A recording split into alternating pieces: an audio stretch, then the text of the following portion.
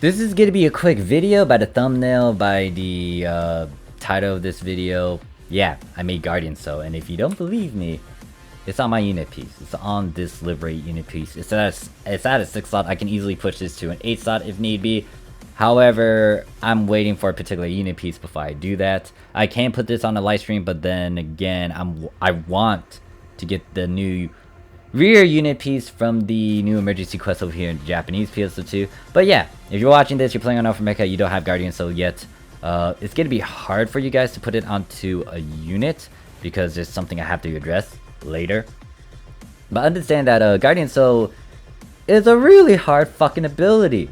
Because if you know how to make Astral Soul, Mana Rev, Ether Factor, and Absolute Glare, Guardian Soul is in the same boat, but it's just worse. Because when you try to make this thing, there's no way to fucking boost it other than the ability boosters. It's stuck at a fucking 10%. 10 fucking percent. There's ways around it. I will have videos talking about it. I did record a session where I actually made this. You'll see it in a bit. I'm waiting for part 1 to actually get into HD quality before I release it. I'm trying to upload part 2, and then there's a part 3. This took me rough around like 2 hours and 45-ish minutes. Yeah, took me all of yesterday to actually do it. The planning and then figuring out what I need to do. And also making the damn piece and the parts and the pieces and stuff. Yeah, it was a fucking doozy. So I'll show you guys what this thing can offer. I'll explain why I made it as it is compared to like getting a Mana Rev instead. Like why didn't I get Mana Rev instead of like Absolute Glare? So this unit piece can give me plus 220 SRT attack, plus 190 in SRT defense, plus 180 in dexterity, plus 160 in HP, and plus 18 PP. So the reason why I did that, why I went for Absolute Glare instead of Mana Rev, is the sheer fact that I wanted to emphasize on all these stats. Now, with the next unit piece that I have in mind that I'm going to push from a 5 slot to a 6 slot, getting Guardian Soul, I will most likely swap it out with a Mana Reverie instead.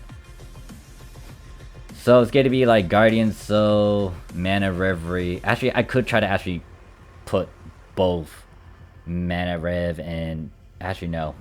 That's a bit hard. Unless they have a Reverie Receptor later. Now, I will have to state this.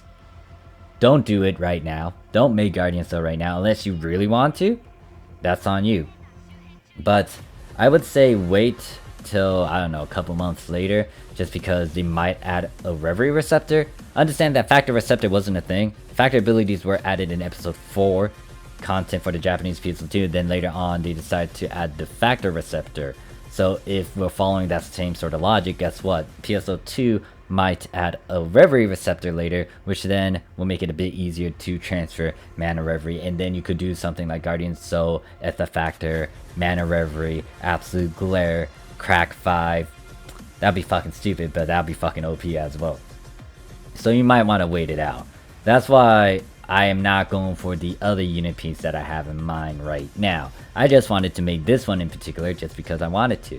And also, I'm not going to deal with like some other things like huge inflations on certain abilities, especially during a fixed week. Because I bet you there's going to be a lot of people that would try to go for this. Or, once again, if they use the logic that I just stated a few seconds ago, then they might actually wait it out. Or at least hoard and stock up on the pieces that they need.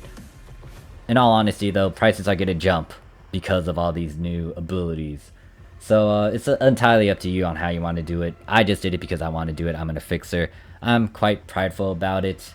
It's been ingrained into me ever since I did this thing. When it comes to me affixing a bunch of stuff, I want a fucking challenge. Like even if it gives me a fucking headache. This one gave me the worst one. And I was like, holy shit, there's so much I had to do. Once again, I'll make a video breaking down all these things. But yeah. If you're wondering how much I spent for this, it's roughly around 400 mil. Granted that I also use a lot of protections and I had to trade in a couple items here and there. It's a bit more than that. But the thing is, I wanted to make it. It's a good investment. The last time I actually spent a shit ton of money was back in 2019 when I got back into the game. Or when I was doing a bunch of fixes in the summer, I think. This was the one that cost me a lot too, back then. This cost me rough around 300 mil. So if this thing costs 400 mil, it's not a big deal. And in a sense, this is a good investment because it does the same thing like this thing that I have. Now, it wasn't at a 7 slot, mind you. I do have a video of when I made these particular fodder pieces. It's the old footage of it. You can look above my head or in the description for that. But pretty much the original piece was at a 5 slot. It had Astral, Ether Factor, Doom Break 2, Crack 5, and Mana Rev. Attack boost and attack up, I use ability transfer paths to push it from a 5 slot to 6 slot. I am making a redo video talking about ability transfer because North America has it now. I want to emphasize on certain points here and there. So yeah, like, this cost me 300 mil back then in 2019, and you saw how much money I had. The highest I got was like in my actual physical storage. I had like 2,500,000,000. 2,500,000,000. That was like my highest before I started spending and doing a bunch of investments, gambling and stuff.